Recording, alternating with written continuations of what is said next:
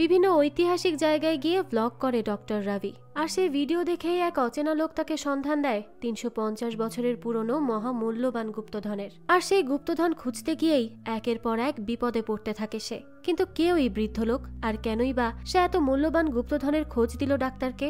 আর এই ডাক্তার কি পারবে একের পর এক ধাঁধা পেরিয়ে ওই গুপ্তধন খুঁজে বের করতে? সেটাই দেখবো আজকের গল্পে। সিরিজের নাম দ্য সিক্রেটস অফ দ্য শিলেদার্স। গল্পের শুরু হয় কোল্হাপুর ১৯৯৬ সালে। সেখানে একটা বাচ্চা তার বাবা শ্রীকান্তকে বলে, আচ্ছা বাবা, তারপর কি হলো? বালক শিবাজি তো ভয় পেয়েছিলেন। তারপর ওনার মা কি বললেন? শ্রীকান্ত বলে, কি আর বলবেন? তিনি বললেন, ভয়কে জয় করতে শৌর্য লাগে। তখন ছোট্ট শিবাজি জিজ্ঞেস করলেন, শৌর্য কোথা থেকে আসবে? এই কথার উত্তরে তার মা বলতে থাকে, শৌর্য আসে যখন আমরা আমাদের কর্তব্যগুলোকে জানতে পারি। বাচ্চাটা তখন অবাক হয়ে জিজ্ঞেস করে, কর্তব্য? সেটা আবার কি? শ্রীকান্ত বলে, কর্তব্য হচ্ছে জীবনের একমাত্র লক্ষ্য, যেটা পূরণ করতে তুমি তোমার জীবনের সবকিছু বাজি ধরতে পারো। বাচ্চা ছেলেটি তখন প্রশ্ন করে, তাহলে বাবা, আমার জীবনের কর্তব্য কি? তো এই কথা বলার মধ্যেই শ্রীকান্ত খেয়াল করে যে পেছনে একটা ট্রাক আসছে। শ্রীকান্ত অনেকভাবে চেষ্টা করে তার পরিবারকে বাঁচাতে, তবে এক পর্যায়ে ট্রাক এসে সজোরে ধাক্কা দেয় এবং তাদের গাড়ি গিয়ে পড়ে পানির মধ্যে। শ্রীকান্ত তখন পানির মধ্যে থাকা অবস্থাতেই আগে তার ছেলেকে বের করে, কিন্তু গাড়ি থেকে তার স্ত্রীকে সে কিভাবে বের করবে তা বুঝতেই পারে না। সে গাড়ির জানালা ভাঙার চেষ্টা করে, তবে সে আসলেই তাকে বাঁচাতে পারলো কিনা এবং তার ছেলেও পানি থেকে উদ্ধার হলো কিনা সেটাও বোঝা যায় না। দৃশ্য আসে বর্তমানে রায়গড় নামের একটা জায়গায়। সেখানে রবি নামের একজন বলে, আদি আর একটু পুশ কর। তো দেখা যায় আদি পাহাড়ে ঝুলে ছিল সেফটি লাইনে, আর তার সাথেই আছে রবি। আদি বলে, ভাই আমি মরে যাব, প্লিজ বাঁচা। রবি তখন বলে, আদি ভয় পাবি না, তোর কিচ্ছু হবে না। আদি তো তাও প্যানিক করে যাচ্ছিল। তখনই রবি বলে, আচ্ছা তুই সেফটি লাইনে থাকার পরও ভয়ে কাঁপছিস, কিন্তু আজ থেকে প্রায় ৩৫০ বছর আগে ছত্রপতি শিবাজি মহারাজ এবং তার বীর সৈনিকরা এই রায়গড় কেল্লায় কিভাবে উঠত ভেবে দেখত। এর উত্তরে আদি বলে, আমার ভাবার দরকার নেই ভাই, মরতে চলেছি, আর তুই আমাকে এখানে ইতিহাস শোনাচ্ছিস? রবি তখন বলতে থাকে, তুই নড়াচড়া করিস না, আমি কিচ্ছু হতে দিব না। তখন আদি বলে, আমি তো নড়ছি না, বাতাস বইছে, তাড়াতাড়ি কর, এটা খুলে পড়লে কিন্তু আমি শেষ। রবি তখন বলে, তুই ১০ পর্যন্ত গুনতে থাক, আমি দেখছি। এরপরই রবি ১০ গোনার মধ্যেই সেই সেফটি লাইনটাকে শক্ত করে আবারও লাগিয়ে নেয়। পরে দুজনেই পাহাড়ের চূড়ায় উঠে পড়ে। রবি বলে, দেখলি অবশেষে এসেই গেলাম তো? আদি বলে, হ্যাঁ, তোর চক্করে তো আমি আজ মরেই যেতাম। ভাই, তোর পাগলামি আমি ছাড়া অন্য কেউ সহ্য করতে পারবে না। রবি তখন বলে, তুই তো আমার ভাই, তাই তুই সহ্য করবি না তো আর কে করবে? আদি তখন বলে, তোর এইসবই একদিন আমার জান নিয়ে তবে ছাড়বে। তখনই রবির কাছে প্রিয়াল নামের একজনের কল আসে। রবি তখন কলে বলে, হ্যাঁ আমি সেখানে থাকবো।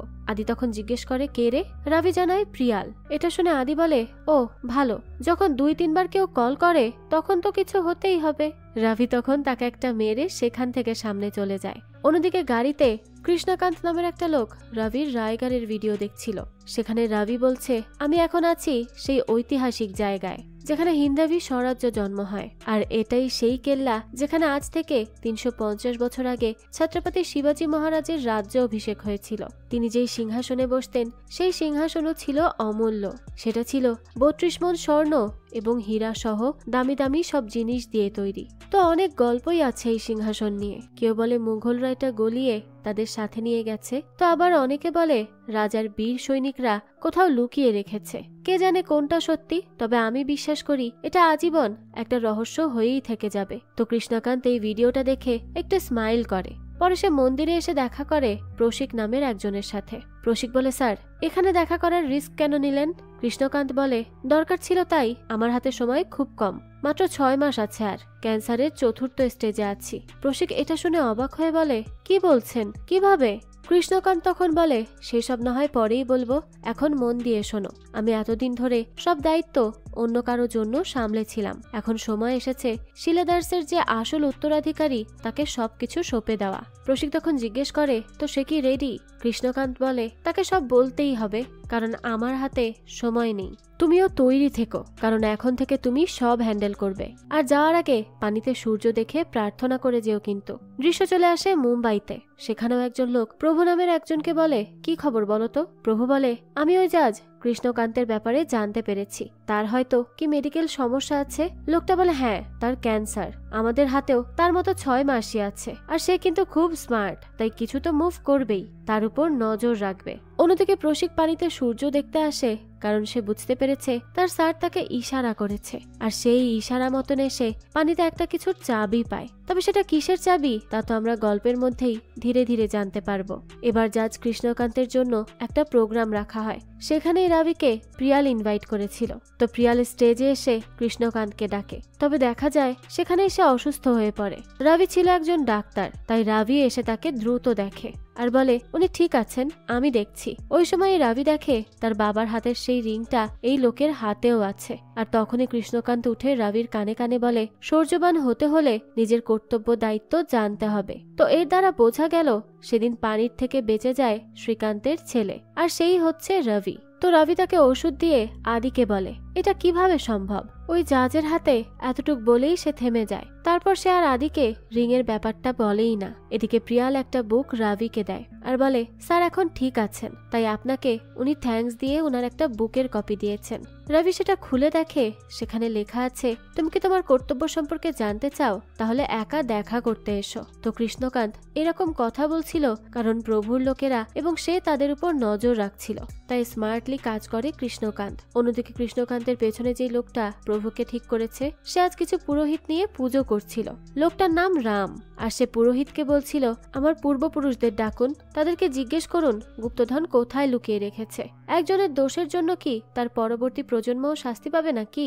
আমি এসব মানব না, তাই আমার গুপ্তধন চাই। আমি বিজয়নগরের একমাত্র উত্তরাধিকারী। এবার যতদিন না আমার পূর্বপুরুষ এসে বলছে গুপ্তধন কোথায়, ততদিন আপনারা এখানেই থাকবেন। অন্যদিকে রাতের বেলা কৃষ্ণকান্তের কাছে চলে আসে রাবি, কিন্তু তখনও বাইরে থেকে প্রভুর লোকেরা নজর রাখছিল।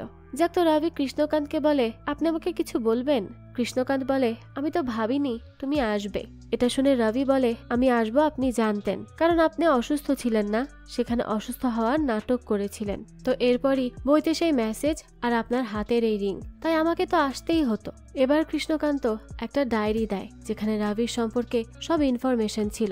কৃষ্ণকান্ত বলে, তুমি যখন 6 বছরের ছিলে তবে থেকে আমরা সবাই তোমাকে নজরে নজরে রাখছি, শুধু কেউ তোমাকে জানায়নি। রাবি তখন জিজ্ঞেস করে, সবাই মানে আর কে কে? কৃষ্ণকান্ত বলে, আমাদের একটা সংগঠন আছে, সৎ উদ্দেশ্যের সংগঠন। রবি তখন বলে, আমি বুঝতে পারছি না, প্লিজ ডিরেক্ট পয়েন্টে এসে বলুন। কৃষ্ণকান্ত তখন বলে, তুমি হয়তো এই রিং তোমার বাবার হাতেও দেখেছিলে। তোমার বাবা আমার খুব ভালো বন্ধু ছিল, আর তোমাদের সেই অ্যাক্সিডেন্টটা আসলে পরিকল্পিত মার্ডার ছিল। তবে ভাগ্যক্রমে তুমি বেঁচে যাও। এরপর আমরা তোমাকে একটা সেফ জায়গায় নিয়ে যাই, তোমাকে একটা ফ্যামিলিতে দত্তক দিই। তোমার সম্পর্কে কেউ জানতো না, এটাই ভালো ছিল, না হলে যারা অ্যাক্সিডেন্ট করিয়েছে তারা তোমাকেও মেরে ফেলতো।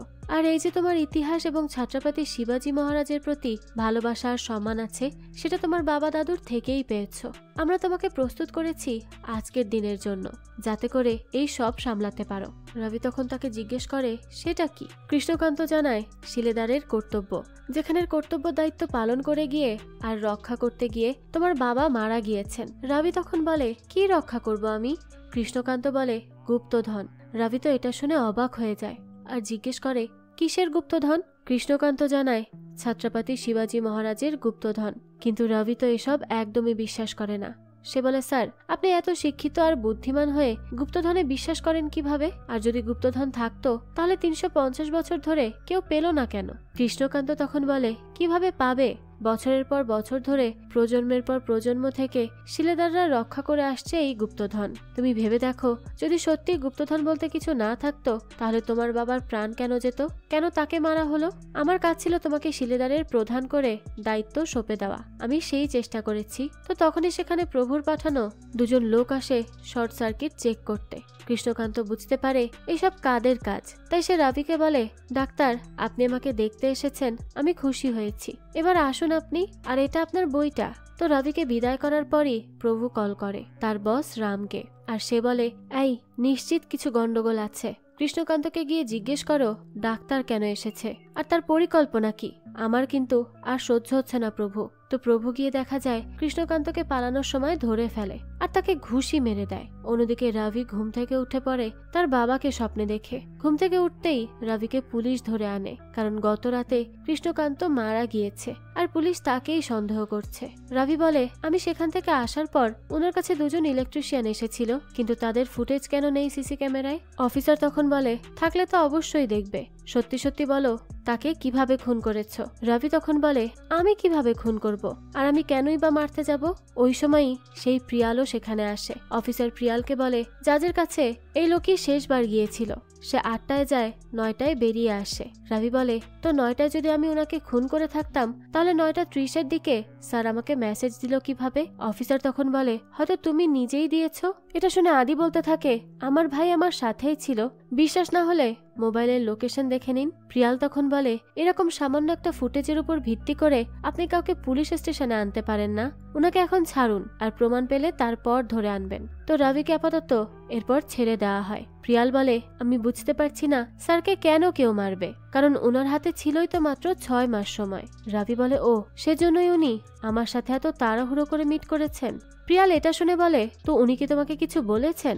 রাভি বলে, হ্যাঁ, আমাকে বললেন আমি নাকি আমার বাবার মতোই শিলেদার, যার একমাত্র লক্ষ্য ছত্রপতি শিবাজী মহারাজের গুপ্তধন রক্ষা করা। আদি এসব শুনে বলে, কি বলছিস ভাই এসব? রাভি বলে, হ্যাঁ, আর ওনার এই মেসেজের মানে আমি বুঝতে পারছি না। উনি আমাকে আরো কিছু বলতে চাইছিলেন, কিন্তু লোকগুলো চলে আসায় আর বলেননি। তো এরপরে প্রিয়াল আর আদি মেসেজটা দেখে। তারা তিনজন বুঝতে পারে এই মেসেজের আড়ালে আর একটা মেসেজ লুকিয়ে রাখা আছে। অনেক ভাবনা চিন্তা করার পর রাভি বুঝতে পারে চেম্বার লিখেছে জাজ। তাই রাভি বলে, তাহলে স্যার আমাকে যা বলতে চাইছিলেন সেটা ওই চেম্বারে পাবো? আদি তখন বলে, ভাই তুমি কিন্তু প্রাইম সাসপেক্ট, সেখানে গেলে যদি ধরা পড়ো। এর উত্তরে রাভি বলে, আমাকে তো এসবের কারণ জানতেই হবে, কে করছে এগুলো, কারণ আমার মা বাবার অ্যাক্সিডেন্টটাও পরিকল্পিত ছিল। এরপর সে প্রিয়ালকে বলে যে, প্রিয়াল তুমি তো স্যারের সাথে অনেক দিন কাজ করেছো, তোমার কাছে চেম্বারের অ্যাক্সেস আছে না? প্রিয়াল বলে, হ্যাঁ হ্যাঁ আছে তো। এদিকে প্রভু তার বস রামকে বলে, সরি স্যার, আমি ইচ্ছে করে মারিনি তাকে, একটা ধাক্কা দিতেই কৃষ্ণকান্ত মারা গিয়েছে। রাম তখন বলে, তোমার সরিতে কি সে জেগে উঠবে? তোমার রাগের জন্য এখন আমি জাজের থেকে জানতে পারলাম না গুপ্তধন কোথায় আছে। তবে এক কাজ করো, ডাক্তারের উপর নজর রাখো। আমি নিশ্চিত রাতে কৃষ্ণকান্ত ডাক্তারকে গুপ্তধনের ব্যাপারে কিছু তো বলেছে। এদিকে রবি চেম্বারের সামনে চলে আসে আর আদিকে বলে, তুই এখানে থাক, আর যদি কোনো সন্দেহজনক কিছু দেখিস তাহলে অবশ্যই আমাদেরকে জানাবি। তো রবি যখন ভেতরে চলে যায় তখনই প্রভু তার লোকদেরকে কল করে সবটা বলে। এদিকে প্রিয়াল তার কার্ড দেখিয়ে চেম্বারের ভেতরে আসে। এখানে এসে রবি খুঁজতে থাকে যাদের মেসেজগুলোর বাকি অর্থ, আর সে সেখানে তা খুঁজেও পায়। সেই সময়ে আদি কল করে বলে, ভাই অফিসার মিত্র এসে পড়েছে। রবি এরপর তাড়াতাড়ি করে সেখানের সিক্রেট জায়গায় একটা জিনিস পায়, যা নিয়ে দ্রুত পালিয়ে যায়। অফিসার মিত্রও তো তাদেরকে পালাতে দেখে, কিন্তু সে ধরতে পারে না। অন্যদিকে আমরা একটা অ্যাওয়ার্ড অনুষ্ঠান দেখতে পাই। সেখানে প্রতাপ নামের একজনকে শিবভূষণ অ্যাওয়ার্ড দেওয়ার জন্য অ্যানাউন্স করা হয়। প্রতাপ এসে বলে, আমি সবাইকে ধন্যবাদ জানাচ্ছি এই সম্মানের জন্য, কিন্তু আমি নিজেকে এই অ্যাওয়ার্ডের যোগ্য মনে করছি না, সেজন্য আমি এটা গ্রহণ করতে পারবো না। ছত্রপতি শিবাজী মহারাজের সম্পর্কে শুধু পড়েছি এমন নয়, বরং তার আদর্শও জেনেছি আমি। দুঃখ শুধু একটাই, আমরা ওনার কিছু রক্ষা করতে পারিনি। ওনার জিনিসপত্র, ওনার অস্ত্র সবকিছু কেড়ে নেওয়া হয়েছে, আর আমরা কি করেছি? আমরা কিছুই করতে পারিনি। তাই আমি ওনার সেই অমূল্য সম্পদগুলো ফিরিয়ে আনার জন্য এবং সেগুলোকে আগলে রাখার জন্য আমার জীবন উৎসর্গ করেছি। আমার কাজ অনেকটা এগিয়েছে, কিন্তু এখনো শেষ হয়নি। আজও আমি একটা প্রশ্নের উত্তরের জন্য ঘুমাতে পারি না। সেটা হচ্ছে, যেখানে হিন্দাবি স্বরাজ্যের জন্ম হয় সেটা আজ অব্দি মিসিং কেন? যেদিন এই উত্তর পেয়ে যাব সেদিনই আমি নিজেকে এই অ্যাওয়ার্ডের যোগ্য ভেবে নিব। এই কথা বলেই প্রতাপ চলে যায়। অন্যদিকে টিভিতেও এই নিউজটা দেখে রাভি। আদি তখন রাভির আনা জিনিসটা দেখে বলে, এটা কি জিনিস ভাই? রাভি বলতে থাকে, এই ব্যাপারটা তো আমিও জানি না। প্রিয়াল তখন তাদেরকে বলে যে, স্যার যেহেতু লুকিয়ে রেখেছিলেন সে তো নিশ্চিত কিছু গুরুত্বপূর্ণই হবে, আর এই কাগজটাও সেখানেই ছিল। রাভি তখন বলে, কিন্তু এটা তো খালি খালি কাগজ কেন রাখবে কেউ? তখনই আদি চায়ের কাপটা কাগজের নিচে রাখে, আর সেটার ধোয়া কাগজে লাগতেই একটা নাম্বার ভাসতে থাকে। রাভি বলে, আরে না, এখানে একটা নাম্বার আছে, কিন্তু এটা তো একটা র্যান্ডম নাম্বার মনে হচ্ছে। আচ্ছা আমি দেখছি এটা কি। পরে আদি চেক করে বলে, না, এটা কোনো র্যান্ডম নাম্বার নয়, বরং এটা একটা লোকেশনের কোঅর্ডিনেট। রাভি তখন জিজ্ঞেস করে, কোথাকার দেখতো? আদি জানায়, এটা তো চোরবাজার, মুম্বাইয়ের লোকেশন। রাভি এই কথা শুনে বলে, আচ্ছা তাহলে স্যার চাইছিল আমি চোরবাজার মুম্বাইয়ে যাই। আর সেখানেই আমি আমার পরের ক্লুগুলো পাবো। রবি তখন আদিকে বলে, আদি আমি এরপর থেকে একা সব করব, তুই ইউএস চলে যা মা বাবার কাছে। আদি তখন বলে, তুই কি পাগল হয়ে গেছিস? আমি তোকে এসবের মধ্যে একা কখনোই ছেড়ে যাব না, আমি তোর সাথেই যাব আর গুপ্তধন খুঁজব। রবি তখন তাকে বারবার বলে, কি বলছিস এসব, তোর বিপদ হতে পারে, একটু বোঝার চেষ্টা কর। সেই সময় প্রিয়াল বলতে থাকে, আর আমি তো ক্রাইম স্পট থেকে পালিয়ে এসেছি, পুলিশও দেখেছে আমাকে, তাই ফিরে গিয়ে আমি কি বলবো? এর থেকে ভালো আমরা যেই যাত্রা শুরু করেছি সেটা একসাথেই পার করব, আর স্যারের মৃত্যুর আসল কালপ্রিটকেও বের করে আনব। যা করার আমরা একসাথে করব, পরে যা হবে সেটা পরে দেখা যাবে। আদি তখন বলে, হ্যাঁ একদম ঠিক বলেছে সে। রাবিও এরপর তাদের সাথে একমত হয়। তারপরই তারা নিজেদের গাড়িটা এখানে ছেড়ে বাসে করে চলে আসে চোর বাজার মুম্বাই। সেখানে তারা প্রশিকের দোকান খুঁজছিল।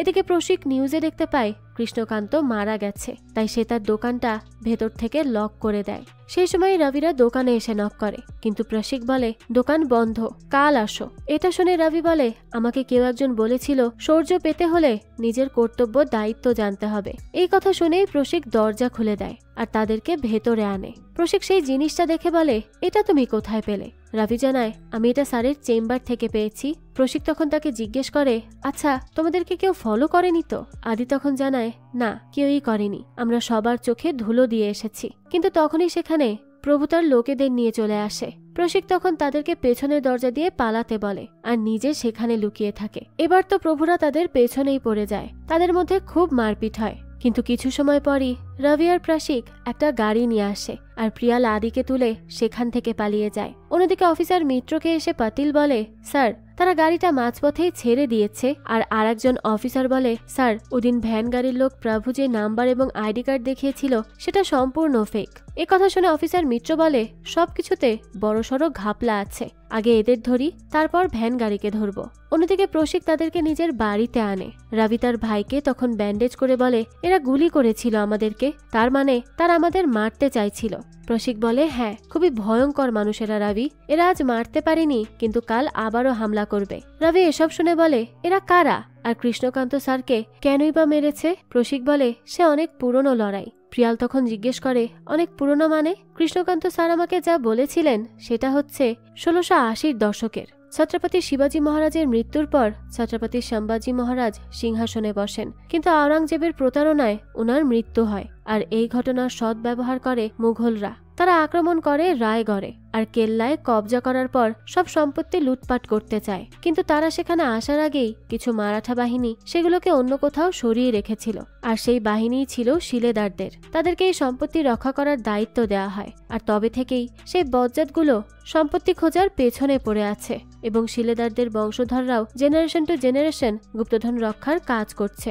রবি তখন বলে, আপনিও কি শিলেদার? প্রশিক বলে, না আমি শিলেদার না। প্রিয়াল তখন বলে, কিন্তু আপনি তাহলে এইসব কিভাবে জানেন? এই প্রশ্নের উত্তরে প্রশিক বলে, ইতিহাসের গল্পগুলো আমাকে ছোট থেকেই ঘুমাতে দিত না, তাই আমি সেই গল্পের খোঁজে বেরিয়ে পড়তাম। 20 বছর আগে আমি আর্কিওলজিক্যাল সার্ভেতে কাজ করতাম। তখন কৃষ্ণকান্ত স্যার আমাকে আনঅফিসিয়ালি একটা কাজ দিয়েছিল, মহারাষ্ট্রের কিছু কিছু জায়গায় খোদাই করার। কৃষ্ণকান্ত স্যার যেটা খোঁজার জন্য আমার কাছে এসেছিলেন সেটাই এখন তোমার ব্যাগে আছে রবি, কিন্তু আমি বুঝতে পারিনি এটা খোঁজার এত বড় দাম দিতে হবে আমাকে। আমার বাড়ির সামনে আমারই স্ত্রীকে জীবিত পুড়িয়ে মারে ওই শয়তানগুলো। তারপর স্যার আমাকে এই বিপদ থেকে দূরে মুম্বাই পাঠিয়ে দেয়। নতুন নাম নতুন কাজ, আমিও এখানেই থেকে গেলাম।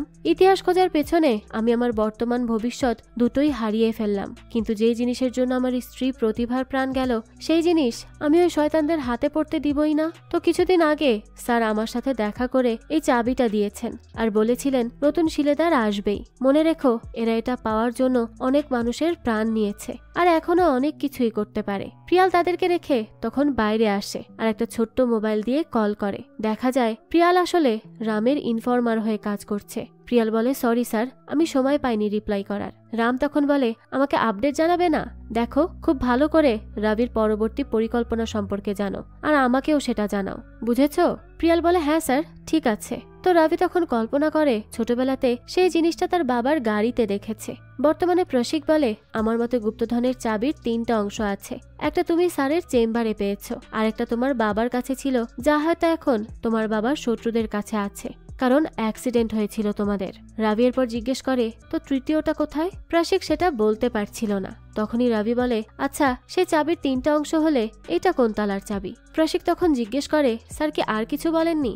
রাভি তখন মনে করতে থাকে সেই ডায়েরির কথা। তাই রাভি এবার এটা এনে বলে, এই যে এটা আমাকে উনি দিয়েছিলেন। এটা দেখে প্রাশিক বলে, স্যার কোনো কিছুই অকারণে দিবেন না, এই ডায়েরিতে কিছু অবশ্যই আছে। আমি যখন আর্কিওলজিতে ছিলাম তখন এরকম বুক অনেক দেখেছি। প্রাশিকের পর পাতার একটা সাইড ছেড়ে এবং সেখান থেকে বেরিয়ে আসে একটা নোট। তখন আবারও ঘরে আসে প্রিয়াল। অন্যদিকে অফিসার মিত্র রবির গাড়ি চেক করে একটা হিডেন ডিভাইস পায়, যার মাধ্যমে তাদের উপরও নজর রাখা হচ্ছিল। অফিসার মিত্র পাতিলকে বলে, দেখো আমরা যাদেরকে খুঁজে যাচ্ছি তাদের উপরও অন্য কারো নজর আছে। ব্যাপারটা কিন্তু বেশ ইন্টারেস্টিং। পাতিল জানায়, তারা 3জন তো মুম্বাইয়ের বাসে উঠে গিয়েছে। অফিসার মিত্র তখন বলে, ও আচ্ছা। এরপরে পাতিল তাকে বলতে থাকে, স্যার হতেও তো পারে ডাক্তার রবি সত্যি বলছে, তিনি আসল দোষী না। এটা শুনে অফিসার মিত্র বলতে থাকে, সে কিছু না করলে আবারও ক্রাইম স্পটে কেন যাবে? এই কেসটা না জিলাপির মতো হয়ে গেছে। যাও তো কিছু জিলাপি প্যাক করো, আমরা এবার মুম্বাই যাব। এদিকে রবিরা সেই কাগজটা খুলে দেখে এটা তো একটা ম্যাপ, বম্বের রোড ম্যাপ ছিল এটা। প্রাশিক বলে, কিন্তু এখানের ম্যাপটা তো ভুল দেখা যাচ্ছে, এরকম কোনো রাস্তাই আজকের দিনে মুম্বাইতে নেই। রবি তখন বলে, প্রাশিক বাবু এটা বম্বে রোড ম্যাপ নয়। আদিরা তখন জিজ্ঞেস করে, তাহলে কি? রবি বলে, আমার মনে হচ্ছে এটা ব্রিটিশ আমলে বানানো আন্ডারগ্রাউন্ড পাইপলাইনের নকশা হতে পারে। প্রশিক বলে, হ্যাঁ সেটা হতে পারে, কারণ এখনো সাউথ মুম্বাইতেও এই আন্ডারগ্রাউন্ড পাইপলাইনগুলো ব্যবহৃত হয়। প্রিয়াল তখন বলে, বাহ, আন্ডারগ্রাউন্ড পাইপলাইন্স, এর থেকে ভালো কিছু আর কি হতে পারে কোনো কিছু লুকানোর জন্য? প্রশিক বলে, হ্যাঁ ঠিক বলেছ। রবি তখন বলতে থাকে, তো এই ম্যাপ অনুযায়ী ব্রিটিশদের বানানো 4টি মনুমেন্টস রয়েছে। এই যে the gateway of India, general post office, Victoria terminus আর এই গভর্নমেন্ট হাউস মানে রাজভবন। এই 4টি মনুমেন্টসই পাইপলাইন্স গুলোকে কানেক্ট করছে। এর মানে আমাদের যে ক্লু সেটা কোথাও এখানেই আছে এই সবের মধ্যে। আদি বলে, কিন্তু এই পুরো এরিয়াটা খুঁজতে গেলে তো আমাদের পুরো জীবন লেগে যাবে, ভালো করে দেখো। তখন রবি সেখানে একটা জিনিস খেয়াল করে আর বলে, এই ম্যাপে কিং এডওয়ার্ড 7 সিল আছে। একটু অদ্ভুত নয় কি ব্যাপারটা? প্রিয়াল বলে, মানে? রবি তখন বলে, মানে হলো কিং এডওয়ার্ড 7 প্রথম বিশ্বযুদ্ধের আগেই মারা যায়, আর এই ম্যাপে গেটওয়ে অফ ইন্ডিয়া রয়েছে যেটা 1924 সালে তৈরি হয়। কিন্তু তা সত্ত্বেও এই ম্যাপে কিং এডওয়ার্ড 7 সিল আছে, তার মানে এটার মধ্যে কিছু তো কানেকশন আছে। তখন আদি ইন্টারনেটে সার্চ করে বলে, প্রিন্স এডওয়ার্ড যখন ইন্ডিয়াতে আসতেন তখন তিনি কোথায় থাকতেন বলতো? রাজভবনে থাকতেন। প্রাশিক বলে, তার মানে ম্যাপের সবগুলো ক্লু আমাদেরকে রাজভবনে যেতে বলছে। প্রিয়াল তখন বলে, কিন্তু রাজভবন তো ব্রিটিশ আমলে তৈরি হয়েছে, এর সাথে মারাঠাদের কি সম্পর্ক? আদি বলে, আরে যে কানেকশনই হোক সেটা টানেলের মধ্যে গিয়েই দেখতে হবে। প্রাশিক তখন জিজ্ঞেস করে, তো সেখানে গিয়ে দেখবো কিভাবে? এটা কি কোনো পার্ক যে যখন খুশি যেতে পারবো? রবি বলে, কাল রাজভবনে একটা ইভেন্ট আছে, আমরা যদি সেই ইভেন্ট অ্যাটেন্ড করার বাহানায় ভেতরে ঢুকতে পারি তাহলে। প্রাশিক এটা শুনে বলে, সেটা কিভাবে হবে? প্রিয়াল বলে, আমি হেল্প করতে পারবো, আমি কৃষ্ণকান্ত স্যারের অ্যাসিস্ট্যান্ট হয়ে কাজ করেছি, তাই অনেক হাই প্রোফাইল ক্লায়েন্ট আছে আমার, তাই কারো না কারো কাছ থেকে অনুমতি পেয়েই যাব। তো তারপরই তারা রাজভবনে আসে। সেখানে রামও বসে ইভেন্ট দেখছিল, কিন্তু সে সব জানে এখানে যে তারা এসেছে। যাক, তো এরপরই রবিরা একটা রুমে যায়। সেখানে রবি ডক্টর সরদেশমুখের হাতে একই রিং পায়। রবি তখন প্রিয়ালকে বলে, এই যে দেখো, এটাই হচ্ছে রাজভবনের সাথে মারাঠা এবং শিলেদারদের কানেকশন, অর্থাৎ তিনিও একজন শিলেদার ছিলেন। রবি পরে আদিকে বলে, আদি তাড়াতাড়ি ডাক্তার সরদেশমুখের ইনফরমেশন বের করো। আদি সেই মতনই রবিকে বলে, আমি পেয়েছি। ডক্টর সরদেশমুখ একটা জায়গায় নিজের সময় লাইব্রেরি করেছিলেন, তখন থেকেই রাজভবনের এই লাইব্রেরিকে ডক্টর সরদেশমুখ লাইব্রেরি বলা হয়। সেটা আছে পশ্চিম দিকে। রবি তখন বলে, তাহলে ম্যাপ অনুযায়ী পাইপলাইন্স গুলো আছে পশ্চিম দিকে এবং এই লাইব্রেরিও পশ্চিম দিকে। আদি বলে, হ্যাঁ। রবি তখন বলে, থ্যাঙ্কস আদি, এবার আমরা লাইব্রেরি পেয়ে গিয়েছি। তো তারা লাইব্রেরিতে ঢুকতেই সেখানে একজন অফিসার এসে প্রিয়ালকে ধরে, আর তখনই লুকিয়ে পড়ে রবি আর প্রাশিক। অফিসার প্রিয়ালকে বলে, ম্যাডাম এখানে কি করছেন? প্রিয়াল বলে, আসলে কালচারাল ইভেন্টটা কোথায় হচ্ছে আমি খুঁজে পাচ্ছি না। অফিসার তখন বলতে থাকে, ম্যাডাম এখানে এভাবে আসাটা নিষেধ, তাই চলুন আমি নিয়ে যাচ্ছি। তো তারা যাওয়ার পরই রবি এবং প্রাশিক কাজে লেগে যায়। তারা খুঁজতে খুঁজতে লাইব্রেরিটার একটা দেয়ালে 2টা তলোয়ার দেখে, রাবি প্রথমে একটা ধরে টান দেয়, কিন্তু কিছুই হয় না। তাই সে চেম্বারে যেভাবে প্রিয়ালের হেল্প নিয়ে কাজ করেছে সেভাবেই এখানে প্রাশিককে বলে, আপনি একদিকে ধরুন আর আমি একদিকে ধরবো, আর 1 2 3 বলার সাথে সাথেই টেনে ধরবেন। তো সেই রকমই তারা করার সাথে সাথেই দেখা যায় একটা সিক্রেট আন্ডারগ্রাউন্ড টানেল ওপেন হয়, যেটাকে তারা পাইপলাইন ভাবছিল। রাবি সেটার ভেতর যেতেই আদি আর তাদের সাথে কানেক্ট করতে পারে না, কারণ ওখানে তো কোনো নেটওয়ার্কই ছিল না। তো রাবি ভেতরে গিয়েই বলে, আমি এই টানেল সম্পর্কে পড়েছি, ব্রিটিশরা তাদের ইমার্জেন্সি এক্সিটের জন্য এটা তৈরি করেছিল।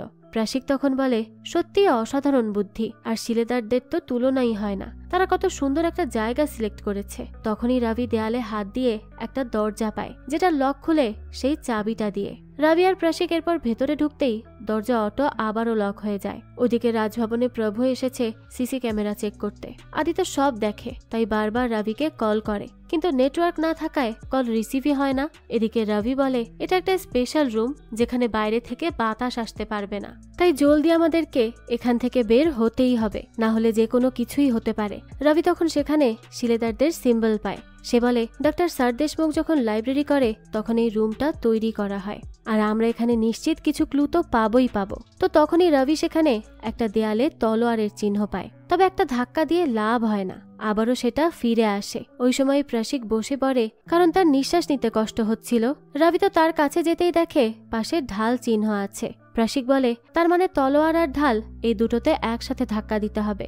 রবি বলে, রাইট। এরপর 1 থেকে 3 বলে তারা, এবং দুজনেই একসাথে ধাক্কা দেয়, যার ফলে সেখানে দরজা খুলে যায় আর একটা ইট সরে যায়। রবিরা তো সেখানে গিয়ে দেখে চাবির আর একটা অংশ ওখানে রাখা। প্রাশিক তখন বলে, এখানে মারাঠা ভাষায় কিছু লেখা আছে, যা বের করতে পারলে আমরা এই বক্স খুলতে পারবো, তবে এটা নিয়ে তাড়াতাড়ি চলো, উপরে কি হচ্ছে আমরা তো জানি না। রবি বলে, হ্যাঁ ঠিক আছে, চলুন তাড়াতাড়ি। এবার দুজন বাইরে এসে দেখে সেখানে প্রভু এসে পড়েছে। প্রভু তো এসেই বন্দুক ধরে আর বলতে থাকে, অনেক সময় ধরে প্রাশিক তোকে খুঁজে যাচ্ছি আমি, আজ যখন পেয়েছি তখন কোনোভাবেই ছাড়বো না। আর দেখ, তুই এই জিনিসটা আমাকে দিয়ে দে, না হলে তোর স্ত্রীর মতো তুইও মরবি। তো এরপরে এখানে 3 জনের মধ্যে প্রচুর মারামারি হয়, কিন্তু এক পর্যায়ে প্রাশিক তার স্ত্রীর হত্যার বদলা নিয়েই নেয়। সে নিজের হাতে খুন করে প্রভুকে। রবি বলে, তাড়াতাড়ি চলুন, আমাদেরকে পালাতে হবে। প্রাশিক তখন বলে, এভাবে উপরে যেতে পারবো না, লোক থাকবে। রবি তখন বলে, দেখুন এই টানেল সোজা সমুদ্রের দিকে গিয়েছে, আমরা সেদিকেই যাব। তখনই দেখা যায় সেখানে রাম প্রিয়ালকে নিয়ে চলে আসে আর বলে, আমি এখানে আছি, অথচ আমিই জানি না এই টানেলের ব্যাপারে। দেখো রবি, তুমি যদি আমাকে এটা না দাও তাহলে আমি প্রিয়ালকে মেরে ফেলবো। রবি তখন বলে, আপনি এসবের পেছনে আছেন? রাম বলে, তোমরা যে গুপ্তধনের খোঁজ করছো সেটা আমার পূর্বপুরুষের, তাই এটা আমাকে ফিরিয়ে দাও বলছি। রবি তখন বলতে থাকে, আমি দিচ্ছি, কিন্তু ফায়ার করবেন না। প্রাশিক তখন বলে, না রবি, তুমি এটা দিতে পারবে না। রাম তখন রেগে মেগে প্রাশিককে শুট করে ফেলে। তখনই রবি প্রিয়ালকে ইশারা করে বোঝায় কি করতে হবে তার। রবি এরপর বক্সটা ছুড়ে দেয় তার দিকে, আর প্রিয়ালও রামকে মেরে সেখান থেকে চলে আসে। প্রাশিক তো রবিকে তখন বলে, তোমার প্রাণ খুবই দামি, তাই এখান থেকে তুমি পালাও, আমি আমার দায়িত্ব পালন করছি, আর তুমি তোমার শিলেদারের দায়িত্ব পালন করো। এবার প্রাশিক রামকে ধরে রাখে, আর সেই সুযোগে সেখান থেকে পালিয়ে যায় রবি আর প্রিয়াল। পুলিশরা তো টানেলে আসতেই রাম বলতে থাকে, আমি নিজেকে বাঁচাতে শুট করেছি, আর ওরা দুজন পালিয়ে গেছে, খোঁজ করে দেখো তো কোনো টেরোরিস্ট অ্যাটাক কিনা। অন্যদিকে আদি পুলিশ আসা দেখে বেশ ভয় পেয়ে যায়, তাই সেভাবে এখান থেকে চলে যাওয়াই ঠিক হবে। কিন্তু তখনই সেখানে চলে আসে রবি আর প্রিয়াল। রবি বলে, আদি তাড়াতাড়ি এখান থেকে চল। আদি তখন জিজ্ঞেস করে, ভাই প্রাশিক আঙ্কেল কোথায়? এই প্রশ্নে তো রবি চুপ করে থাকে, আর প্রিয়ালও মাথা নাড়ায়। আদি বুঝতে পারে সে মারা গেছে। রবি তখন বলে, প্লিজ আদি চল এখান থেকে। অন্যদিকে রাম তার গুরুদেবকে কল করে আর বলে, একটু ভুল হয়েছে গুরুদেব, আমি খুব শীঘ্রই আমাদের পূর্বপুরুষদের গুপ্তধন উদ্ধার করব। গুরুদেব এটা শুনে বলে, গুরুর কাজ শিষ্যকে পথ দেখানো, এখন সে কি করবে না করবে সেটা সেই ভালো জানে।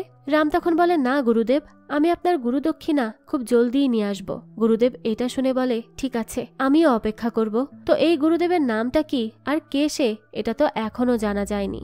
এদিকে প্রিয়াল তাদেরকে একটা বন্ধ হয়ে যাওয়া থিয়েটারে আনে, তার মতে এটা সেফ জায়গা। আদি তখন রবিকে বলে, একটা কথা বলতো ভাই, আজ যদি প্রাশিক স্যারের জায়গায় তুই থাকতি তাহলে আমি কি করতাম, আমি কোথায় যেতাম? আমি তোকে আজ হারাতে হারাতে হারাইনি ভাই, আমি তোকে কিছুতেই হারাতে পারবো না, তাই আমরা আর এখানে থাকবো না। এই সবকিছু এই গুপ্তধনের জন্যই হচ্ছে, যার নেওয়ার সে নিয়ে নিক না ভাই, খুব বেশি বিপজ্জনক এসব, তাই চল আমার সাথে, আমরা এখান থেকে চলে যাব। রবি বলে, আদি প্লিজ আমার কথা বোঝার চেষ্টা কর, আমি আর ফিরে যেতে পারবো না। আমি একজন শিলেদার, আর এটাই আমার কর্তব্য। প্রশিক স্যার তো মারা গেল যাতে করে আমি এগিয়ে যেতে পারি। কৃষ্ণকান্ত স্যার মারা গেল তার শিলেদারের দায়িত্ব পালন করতে গিয়ে, আর আমার আপন বাবাও তার দায়িত্ব পালন করতে গিয়ে মারা গিয়েছে। তাহলে তার ছেলে হয়ে আমি কিভাবে পিছপা হব? আমি পারবো না। তুই প্লিজ ফিরে যা। আমি আমার শিলেদার ভাগ্য নিয়েই জন্মেছি, এটাই আমার কর্তব্য। আদি বলে, ঠিক আছে, তুই শিলেদারের দায়িত্ব পালন কর, আর আমি আমার ভাইয়ের দায়িত্ব পালন করব। তোকে একা রেখে তো আমি কোথাও যাব না। রবি তখন ইমোশনাল হয়ে আদিকে জড়িয়ে ধরে। তারপরে আদি বলে, এখন বল পরবর্তী পরিকল্পনা কি? রবি তখন বলতে থাকে, এই বক্সে কিছু প্রাচীন ভাষা আছে যেগুলো পড়তে পারবে এমন একজন আছে, আর সে হচ্ছে প্রতাপ। তাই তার কাছে গিয়েই আমরা এটা বলবো, আর আমি নিশ্চিত সে হেল্প করবে। আদি তখন বলে, সে কেন তোকে হেল্প করবে? তুই তো তাকে চিনিস না। এর উত্তরে রবি বলে, করবে, কারণ উনিও একই জিনিস খুঁজে যাচ্ছেন, তাই হেল্প তো করবেনই। অন্যদিকে রামকে পুলিশ সিসি ক্যামেরার ফুটেজ দেখায় যেখানে রবি, প্রশিক এবং প্রিয়াল ছিল। রাম বলে, হ্যাঁ হ্যাঁ, এরাই আমার উপর শুট করতে আসছিল। এদিকে প্রিয়াল রবিকে বলে, আমি তোমাকে কিছু কথা বলতে চাই। রবি বলে, হ্যাঁ বলো না। প্রিয়াল তখন বলে, আমি হচ্ছি একজন আন্ডার কভার পুলিশ অফিসার। রবি এটা শুনে বলে, কি? কিন্তু তুমি তো বলেছিলে তুমি একজন লয়ার। প্রিয়াল বলে, না, আমি যখন ডিউটি করছিলাম তখন আমাকে গভর্নর রাম একটা কাজ দেয়। আমার কাজ ছিল জাজ কৃষ্ণকান্তের আশেপাশে থেকে তার মুভমেন্ট জানানো। আমি অনেকবার বোঝানোর চেষ্টা করেছি যে কৃষ্ণকান্ত স্যার কোনো খারাপ কাজ করেন না, কিন্তু আমাকে বারবার তারা চুপ করিয়ে দিত। আমার বাবা মারা যাওয়ার পর ফ্যামিলির দায়িত্ব আমার উপর আসে, তাই রাম স্যার জানতো আমার জন্য জবটা প্রয়োজন, তাই আমাকে তোমাদের পেছনেও ইউজ করে। আম সরি রবি। আদি তখন বলে, এর মানে তুমি তাদেরকে আমাদের সব ইনফরমেশন দিয়েছিলে? প্রিয়াল বলে, হ্যাঁ, আম সরি, এসব আমি নিজ ইচ্ছাই করিনি, আমি বাধ্য হয়ে করেছি, না বুঝে করেছি। কিন্তু কৃষ্ণকান্ত স্যার আর প্রশিক স্যারের মৃত্যুর জন্য আমি নিজেকে কখনো মাফ করতে পারবো না। এই মোবাইল দিয়ে আমি সব কথা বলেছি রাম স্যারের সাথে, এখানে অনেক এভিডেন্সও আছে, তাই রবি এটা রাখো, তোমার কাজে আসতে পারে। প্রিয়াল যখন চলে যাচ্ছিল তখনই রবি তাকে আটকায় আর বলে, আমি বুঝতে পারছি তুমি যা করেছো তা না বুঝে করেছো, কিন্তু এখন তো জানো যে ওই গভর্নর কেমন, তাহলে তাকে কিভাবে ছেড়ে দিবে? তার আসল মুখ সবার সামনে আসা উচিত, আর সেটা হবে তখন যখন আমরা ওই গুপ্তধন রামের আগে খুঁজে পাবো, আর সেই গুপ্তধন খুঁজে আমরা নিজেকে নির্দোষ প্রমাণ করতে পারবো। আর এই কাজ আমাদের কিন্তু একসাথেই করতে হবে। আমাদের শক্তি আমাদের একে অপরের প্রতি বিশ্বাস। প্রিয়াল তখন ইমোশনাল হয়ে বলে, আমি প্রমিস করছি আমাকে তুমি বিশ্বাস করতে পারো। এবার পরদিন তারা এসে পড়ে প্রতাপের বাড়ির সামনে। গেট পাস কোনো মতে পেয়ে যায় তারা, কিন্তু ভেতরে আসার পরই তাদেরকে বের করে দেওয়া হচ্ছিল। রবি প্রতাপকে গিয়ে তখন বলে, স্যার আমাদের একটা হেল্প চাই, এই জিনিসটা একটাবার দেখে নিন। প্রতাপ তো এটা দেখে বলে, কোথায় পেলে তোমরা? আদি তখন জানায়, আমরা ব্লগার তো, তাই পেয়ে গেছি এমনিতেই। প্রতাপ তখন বলতে থাকে, এত গুরুত্বপূর্ণ জিনিস এমনি এমনি পেয়ে গেলে? আমি আমার জীবনে অনেক মানুষ দেখেছি যারা এরকম গুপ্তধনের পেছনে জীবন কাটিয়ে দেয়, কিন্তু পায় না কিছুই। রবি তখন বলে, আমার মন বলছে স্যার, এটা খুলতে পারলে আমরা গুপ্তধনের সন্ধান পাবো, প্লিজ হেল্প করুন। প্রতাপ তখন বলে, তোমরা বসো, আমি চশমা নিয়ে আসি। কিন্তু সে এসেই কল করে পুলিশ স্টেশনে। আর পরে রবি চাবির একটা অংশ দেখায় প্রতাপকে আর বলে, এটা দেখার পরও কি বলবেন গুপ্তধন হয় না? প্রতাপ বলে, এটা কোথায় পেলে? এর উত্তরে রবি বলে, স্যার এটা একটা চাবির অংশ যার মাধ্যমে আমরা গুপ্তধন পেতে পারি। প্রতাপ তখন বলে, আমি যা ভাবছি যদি এটা সেই চাবি হয় তাহলে তো এটা বিজয়নগর সাম্রাজ্যের গুপ্তধন যা ছত্রপতি শিবাজী মহারাজকে দেওয়া হয়। প্রিয়াল বলে, বিজয়নগরের গুপ্তধন, কিন্তু তার সাথে মারাঠাদের কি সম্পর্ক? প্রতাপ বলে, সম্পর্ক আছে। বিজয়নগর সাম্রাজ্য একসময় পৃথিবীর মধ্যে সবচেয়ে শক্তিশালী এবং ধনী ছিল, কিন্তু সময় বদলায়, তার সাথে সাথে তারাও দুর্বল হয়ে পড়ে। তখন শত্রুরা এই সুযোগে আক্রমণ করে বসে, আর সেই সাম্রাজ্যের রাজারা সমস্ত সম্পত্তি 1600 হাতির পিঠে চাপিয়ে দূরে কোথাও পাঠিয়ে দেয়। তারপর একদিন বিজয়নগরের রাজগুরু শিবাজী মহারাজকে সমস্ত গুপ্তধন দিয়ে দেয়, কারণ তিনি জানতেন একমাত্র ছত্রপতি শিবাজী মহারাজ মুঘলদের বিরুদ্ধে লড়তে পারত।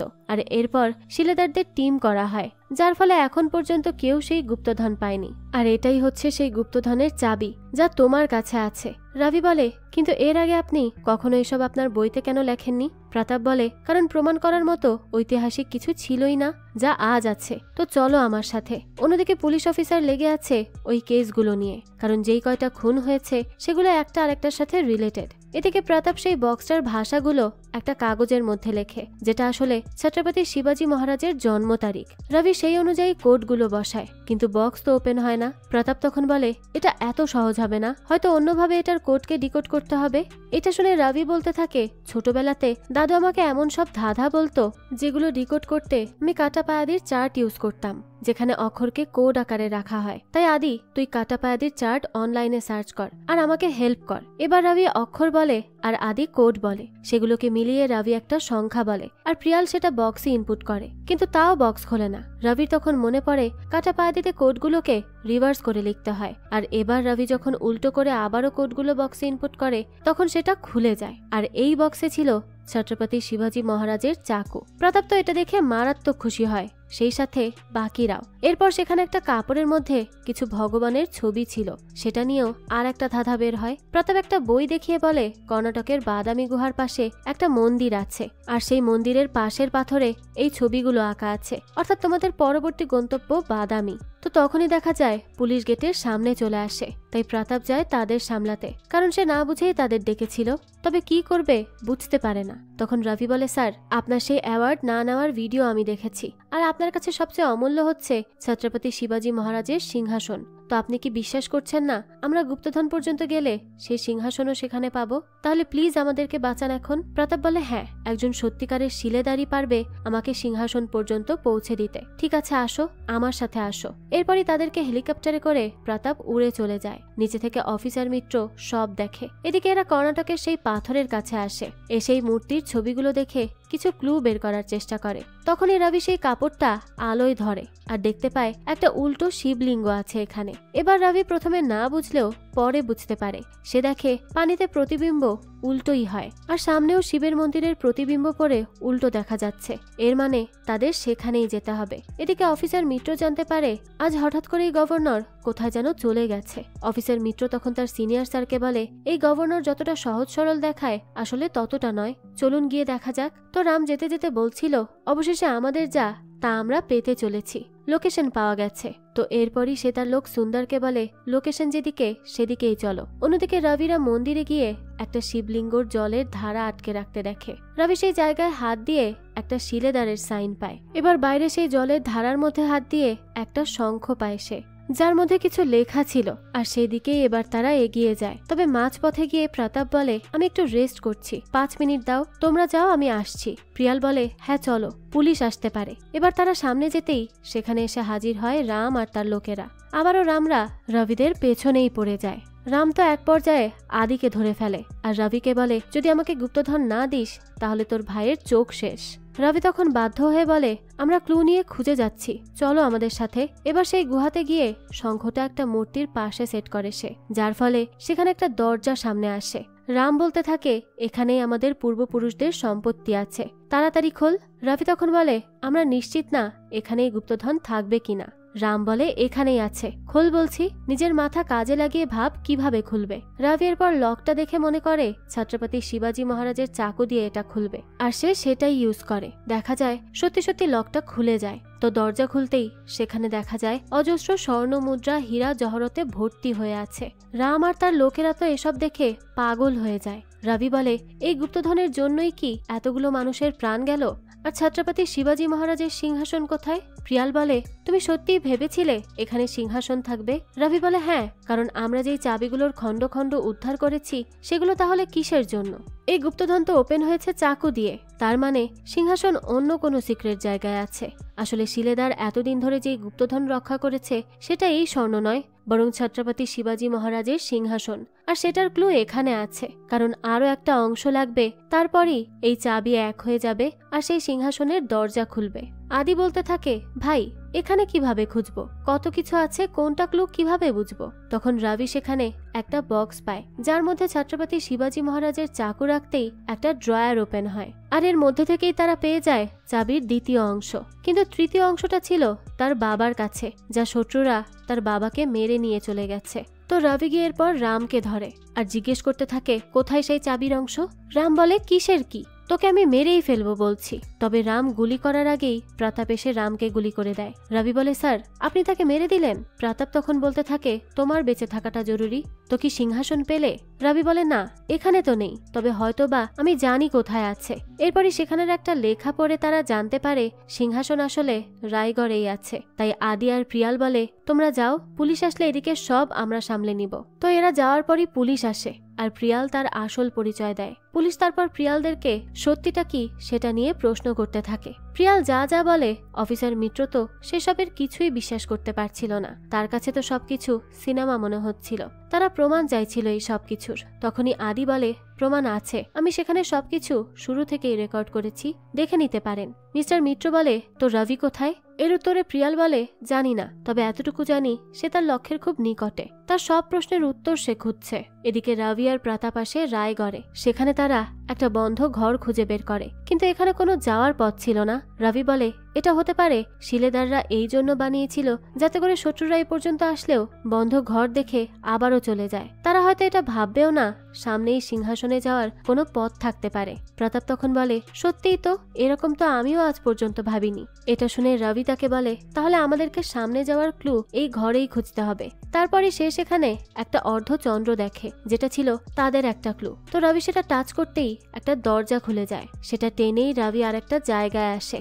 এবার এখানে দুইটা পথ আছে, যার একটা সিংহাসনের দিকে যাবে আর একটা মৃত্যুর দিকে। রবি বলে, ভেবে চিনতে যা করার করতে হবে। তো তারপরে তারা পাথরের মধ্যে একজন দেবীকে দেখে, আর তখনই তারা তাদের পথ পেয়ে যায়। রবি তো আরো একটা দরজা খুলে আসে, আর এবার সে অবশেষে সিংহাসনের ঘরের দরজার সামনে চলে আসে। রবি বলে, আমি কথা দিয়েছিলাম আপনাকে সিংহাসন পর্যন্ত পৌঁছে দিব, কিন্তু আমাদের কাছে চাবির 3টা অংশ নেই। তখনই রবিকে গুলি করে প্রতাপ। প্রতাপ বলে, হয়তো কোনো চাবির 3 অংশ বলতে কিছুই ছিল না, এটা শিলেদারদের ছড়িয়ে দেওয়া একটা গুজব। তারা হয়তোবা এটা এই কারণে ছড়িয়েছিল যেন আমাদের মতো লোকেরা সিংহাসন খুঁজতে ভয় পায়। আর তোর বাবাকে কৃষ্ণকান্তকে আমিই খুন করিয়েছি, আর ওই বোকারামকেও আমিই রেখেছিলাম। আমার কাজ করতো সে। তো সেই গুরুদেব আসলে ছিল এই প্রতাপ। তো প্রতাপ বলে, গুপ্তধন খোঁজার পেছনে আমি আসলে সিংহাসন চাইছিলাম। আমি তোকে দেখে বুঝতে পেরেছি যে আমাকে সিংহাসন পর্যন্ত একজন শিলেদারই পৌঁছে দিতে পারে, সেজন্যই আমি তোকে হেল্প করেছি। পুলিশ ডেকে তোর বিশ্বাস অর্জন করেছি, তারপরই আমি তোকে পুলিশের হাত থেকে বাঁচিয়েছি। এই যে রায়গড়, এটা আমাদের ছিল। তোদের শিবাজির আগে আমার পূর্বপুরুষ রাজত্ব করেছে এখানে। তারপর তোদের শিবাজি তাদের নির্দয়ভাবে হত্যা করেছে, আর এই সিংহাসন হচ্ছে ইতিহাসের মধ্যে শিবাজির চেতনার অস্তিত্ব। তাই আমি এটাকে নষ্ট করে সেই অস্তিত্ব, সেই চেতনা শেষ করব। তো এই বলেই প্রতাপ সেই দরজা খুলতে যায়, কিন্তু দরজা তো ওপেনই হয় না, উল্টো সেখানে পানি আসতে শুরু করে। রবি বলে, এটা এইভাবে খুলবে না, কারণ এই চাবির 3 অংশ আছে। আমি তোকে প্রথম থেকেই সন্দেহ করেছি। যখন তোর বাড়িতে তুই আমাকে শিলেদার বলেছিলি তখন থেকেই। আমি তো তোকে আমার ব্যাপারে কিছু বলিনি, তাও তুই কিভাবে আমাকে চিনলি? তাই আমি সব বুঝতে পারি। ভাবিস না তুই আমার সাথে খেলেছিস, আমিও তোর সাথে খেলেছি, কারণ তোর সত্যিটা জানতে চেয়েছিলাম আমি। তাই সবকিছু তোকে বললেও আমি তোকে এটা বলিনি যে চাবির 3য় অংশ আমার কাছেই আছে। তো এবার এখানে তাদের মধ্যে বেশ ফাইট হয়। রবিকে তো সে মেরেই ফেলছিল, কিন্তু রবির তখন মনে পড়ে তার বাবার কথা, আর এটা মনে করেই রবি উঠে প্রতাপকে মারতে মারতে বলে, তুই আমার রাজা ছত্রপতি শিবাজি মহারাজের নাম নেওয়ার যোগ্যও না, আর যতদিন আমাদের মতো শিলেদার বেঁচে থাকবে ততদিন তোরা সেই সিংহাসন পর্যন্ত পৌঁছাতে পারবি না। এবার তাকে সেখানে ফেলে রবি 3য় অংশটা অ্যাড করে দরজায়, যার সাথে সাথে লক খুলে যায়, আর পাথর পড়ে মারা যায় প্রতাপ। রবি এরপর ভেতরে এসে দেখে সেই সিংহাসন। রবি সেটা দেখেই বলে, বাবা, আমি আমার ডিউটি আজ বুঝতে পেরেছি। আমার একটাই কর্তব্য, সেটা হচ্ছে ছত্রপতি শিবাজি মহারাজের সিংহাসন রক্ষা করা, ওনার সম্পত্তি রক্ষা করা। আমি থাকতে শিবাজি মহারাজের না ইতিহাস কলঙ্কিত হবে, আর না ওনার সিংহাসন। আজ থেকে আমার জীবন একজন সত্যিকারের শিলেদার হওয়ার পেছনেই উৎসর্গ করলাম। এই কথা বলেই রবি সিংহাসনে মাথা ঠেকিয়ে শ্রদ্ধা জানায়। দৃশ্য পরিবর্তন হয়, আর দেখা যায় অনেকগুলো মানুষ রায়গড়ে শিবাজি মহারাজের জয় জয়কার করছে। আর এরই সাথে এই গল্পটাও এখানেই শেষ হয়ে যায়। তো এই গুপ্তধন খোঁজার গল্পটা আপনাদের কাছে কেমন লেগেছে সেটা অবশ্যই আমাদেরকে কমেন্ট করে জানাবেন। যদি এতটুকুও ভালো লাগে তাহলে একটি লাইক দিয়ে যাবেন। আর হ্যাঁ, আমাদের এই চ্যানেলে কিন্তু প্রতিনিয়তই নতুন নতুন ভিডিও আপলোড করা হয়। সেই সব ভিডিওর আপডেট পেতে আমাদের চ্যানেলটিকে সাবস্ক্রাইব করে বেল আইকনে অল দিয়ে রাখতে কিন্তু ভুলবেন না। আরেকটা কথা, আপনারা আমার মতো মুভি লাভারদের জন্য আমরা নিয়ে এসেছি সুলভ মূল্যে নেটফ্লিক্সের সাবস্ক্রিপশন, যেটি পেয়ে যাবেন আমাদের ফেসবুক পেজ এইচবি শপে। পেজের লিংক ডেসক্রিপশন বক্সেই দেওয়া আছে। আজকে তাহলে এই পর্যন্তই, আবারও হাজির হব নতুন কোনো ভিডিও নিয়ে। সেই পর্যন্ত সবাই ভালো থাকবেন আর আমাদের চ্যানেলের সাথেই থাকবেন। ধন্যবাদ।